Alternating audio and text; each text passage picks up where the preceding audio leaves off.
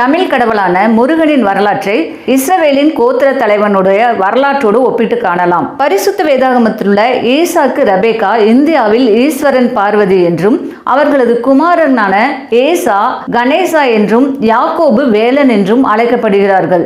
யாக்கோபு தனது சகோதரனான ஏசாவின் ஆசீர்வாதத்தை தந்தையிடமிருந்து ஏமாற்றி பெற்றுக்கொண்டதன் நினைவாக பழனி மலை அமைக்கப்பட்டுள்ளதை காண்கிறோம். இவர்கள் மேய்ப்பர்கள் என்பதை அடையாளப்படுத்தும் பொருட்டு இந்த இடத்திற்கு திரு ஆவினன்குடி என்று பெயரிட்டு அடையாளப்படுத்தப்பட்டிருப்பதையும் நாம் காண்கிறோம். தனது சகோதரனுடைய ஆசீர்வாதத்தை ஏமாற்றி பெற்றுக்கொண்ட யாக்கோபு தனது சகோதரனுக்கு பயந்து தனது மாமாவான லாபானுடைய நாட்டிற்கு செல்லும் வழியில் இரவு தங்க நேரிட்டது. அப்பொழுது அவன் படுத்திருக்கும் பொழுது அவனது சொப்பனத்தில் கடவுள் ஆசீர்வதித்ததன் நினைவாக இது கடவுளுடைய வீடு என பொருள்படும் பெத்தேல் என்ற பெயரிட்டான். அதன் நினைவாக அமைக்கப்பட்டதுதான் சுவாமி மலை.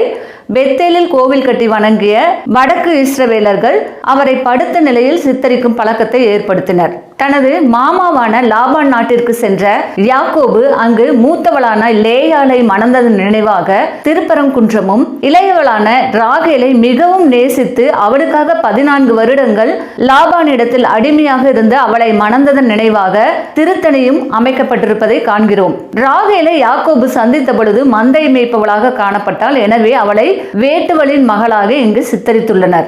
20 வருடங்கள் லாபானின் நாட்டில் தங்கியிருந்த யாக்கோபு தனக்குண்டான எல்லாவற்றையும் எடுத்துக்கொண்டு மனைவி மற்றும் மகன்களுடன் லாபானிடம் சொல்லாமல் திருட்டளவாய் ஆற்றை கடந்து ஓடி போனான்.